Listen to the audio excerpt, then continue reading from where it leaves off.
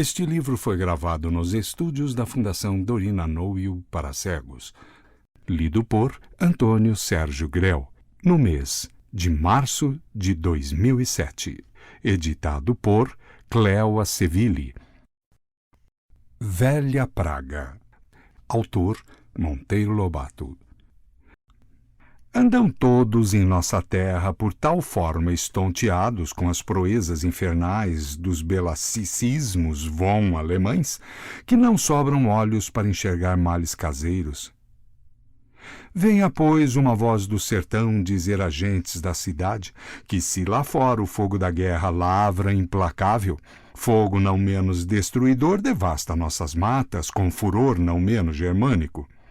Em agosto, por força do excessivo prolongamento do inverno, von fogo lambeu montes e vales sem um momento de tréguas durante o mês inteiro. Vieram em começos de setembro chuvinhas de apagar poeira e, breve, novo verão de sol se estirou por outubro adentro, dando aso a que torrasse tudo quanto escapara à sanha de agosto.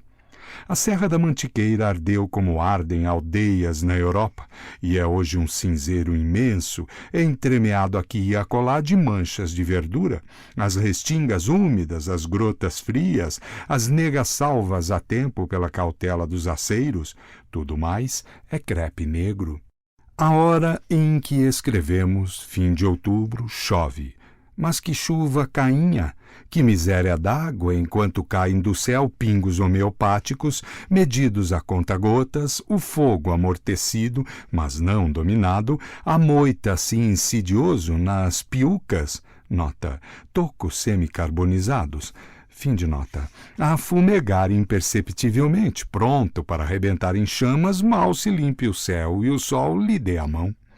Preocupa a nossa gente civilizada o conhecer enquanto fica na Europa por dia, em francos e cêntimos, um soldado em guerra.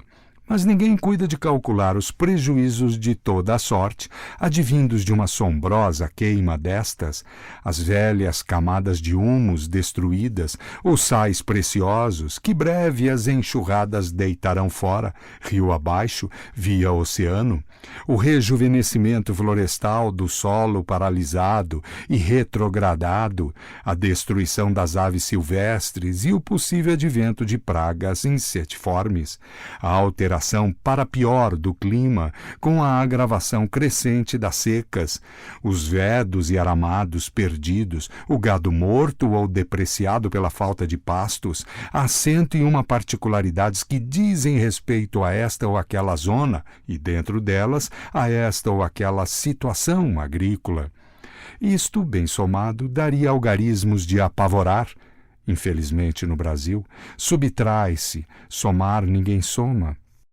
É peculiar de agosto e típica esta desastrosa queima de matas, nunca, porém, assumiu tamanha violência, nem alcançou tal extensão como neste tortíssimo 1914, que, benza o Deus, parece aparentado de perto com o célebre ano 1000 de macabra memória. Tudo nele culmina, vai logo às do cabo, sem conta nem medida, as queimas não fugiram à regra. Razão sobeja para, desta feita, encararmos a sério o problema. Do contrário, a Mantiqueira será em pouco tempo toda um sapezeiro sem fim. Erisipelado de samambaias, esses dois términos, a uberdade das terras montanhosas. Qual a causa da renitente calamidade? É mistério um rodeio para chegar lá. A nossa montanha é vítima de um parasita, um piolho da terra, peculiar ao solo brasileiro, como argas, o é aos galinheiros, ou Sarcoptes mutans, a perna das aves domésticas. Poderíamos analogicamente classificá-lo entre as variedades do porrigo de Calvans, o parasita do couro cabeludo produtor da pelada, pois que onde ele assiste, nota, reside, está estabelecido, fim de nota, se vai despojando a terra de sua coma vegetal até cair em morna decrepitude, nua e descalvada. Em 4 anos, a mais ubertosa região se despe dos jequitibás magníficos e das perobeiras milenárias.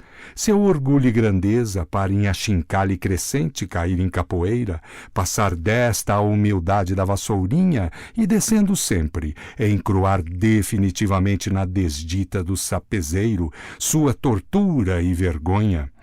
Este funesto parasita da terra é o caboclo, espécie de homem baldio, seminômade, inadaptável à civilização, mas que vive à beira dela na penumbra das zonas fronteiriças. À medida que o progresso vem chegando com a via férrea, o italiano, o arado, a valorização da propriedade, vai ele refugindo em silêncio com o seu cachorro, o seu pilão a pica-pau. Nota, espingarda de carregar pela boca, fim de nota. E o isqueiro, de modo a sempre conservar-se fronteiriço, mudo e sorna. Encoscorado numa rotina de pedra, recua para não adaptar-se. É de vê-lo surgir a um sítio novo para nele armar a sua arapuca de agregado, nômade por força de vagos atavismos.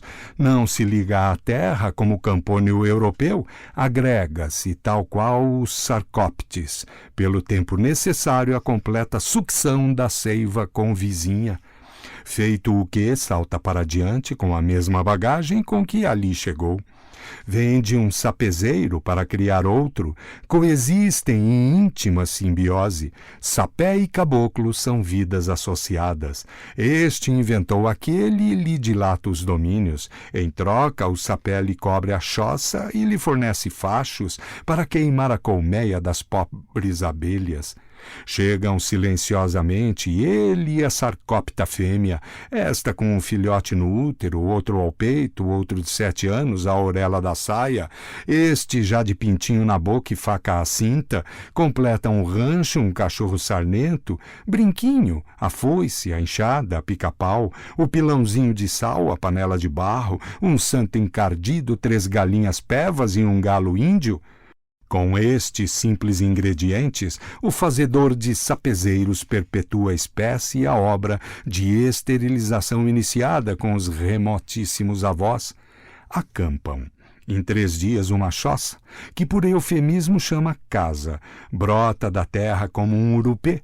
Tiram tudo do lugar, os esteios, os caibros, as ripas, os barrotes, o cipó que os liga, o barro das paredes e a palha do teto.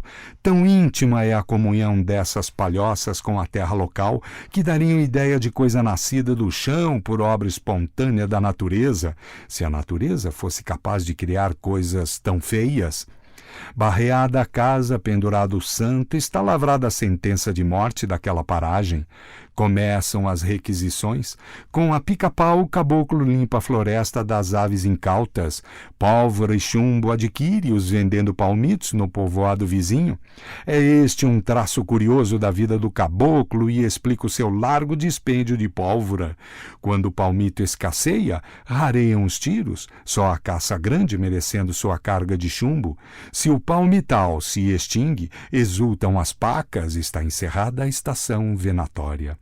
Depois ataca a floresta, roça e derruba, não perdoando ao mais belo pau, árvores diante de cuja majestosa beleza Ruskin choraria de comoção. Ele as derriba, impassível, para extrair um mel de pau escondido num oco. Pronto o roçado, e chegado o tempo da queima, entra em funções o isqueiro.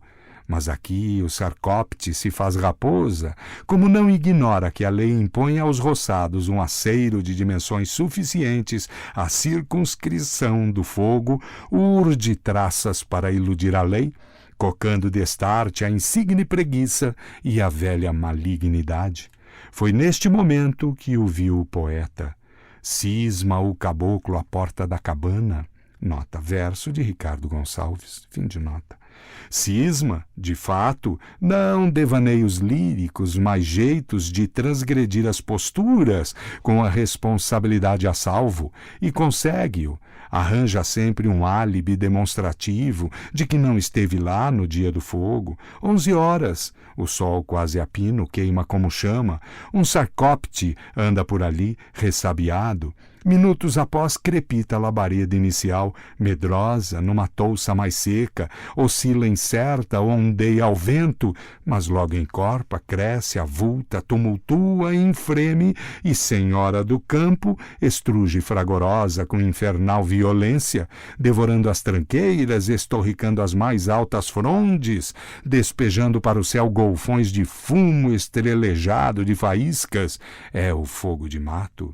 E como não o detém nenhum aceiro, esse fogo invade a floresta e caminha por ela adentro, ora frouxo, nas capetingas, nota, capins de mato dentro, sempre ralos, magrelas, fim de nota, ralas, ora maciço, aos estouros, nas moitas de Itaquaruçu, caminha sem tréguas, moroso e tíbio, quando a noite fecha, insolente se o sol o ajuda, e vai galgando montes em arrancadas furiosas, ou descendo em costas a passo lento e traiçoeiro, até que o detém a barragem natural de um rio, estrada ou grota noruega.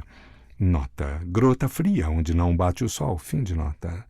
Barrado, inflete para os flancos, ladeia o obstáculo, deixa-o para trás, esgueira-se para os lados e lá continua o abrasamento implacável, amordaçado por uma chuva repentina, alapa-se nas piucas, quieto e invisível para no dia seguinte, ao esquentar do sol, prosseguir na faina carbonizante. Quem foi o incendiário? Donde partiu o fogo, indaga-se, descobre-se o Nero. É um urubeva qualquer, de barba rala, amoitado num litro de terra litigiosa. Nota, a terra se mede pela quantidade de milho que nela pode ser plantada. Daí um alqueire, 1/4, 1 litro de terra. Fim de nota. E agora, que fazer? Processá-lo? Não há recurso legal contra ele. A única pena possível, barata, fácil e já estabelecida como praxe, é tocá-lo. Curioso este preceito. Ao caboclo toca-se. Toca-se como se toca um cachorro importuno ou uma galinha que vareja pela sala. E tão afeito anda ele a isso que é comum ouvi-lo dizer: se eu fizer tal coisa, o senhor não me toca? Justiça sumária que não pune, entretanto, dado o nomadismo do paciente. Enquanto a mata arde, o caboclo regala-se. Eita, fogo bonito! No vazio de sua vida semi-selvagem, em que os incidentes são um jacu abatido, uma paca fisgada na água ou o filho movimensal, a queimada é o grande espetáculo do ano, supremo regalo dos olhos e dos ouvidos. Entrado setembro, começo das águas, o caboclo planta na terra em cinzas um bocado de milho, feijão e arroz, mas o valor da sua produção é nenhum diante dos males que, para preparar 1/4 de chão, ele semeou. O caboclo é uma quantidade negativa, tala 50 alqueires de terra para extrair deles o que, com passar fome e frio durante o ano, calcula as sementeiras pelo máximo da sua resistência às privações, nem mais, nem menos, dando para passar fome sem virem a morrer disso. Ele, a mulher e o cachorro, está tudo muito bem. Assim fez o pai, o avô, assim fará a prole empanzinada que naquele momento brinca nua no terreiro. Quando se exaure a terra, o agregado muda de sítio. No lugar fica a tapera e o sapezeiro. 1 ano que passe, e só este atestará a sua estada ali. O mais se apaga como por encanto, a terra reabsorve os frágeis materiais da choça, e como nem sequer uma laranjeira ele plantou, nada mais lembra a passagem por ali de Manuel Peroba, de Chico Marimbondo, de Jeca Tatu, ou outros sons ignaros de dolorosa memória para a natureza circunvizinha. Para ler esse conto, acesse www.poeteiro.com.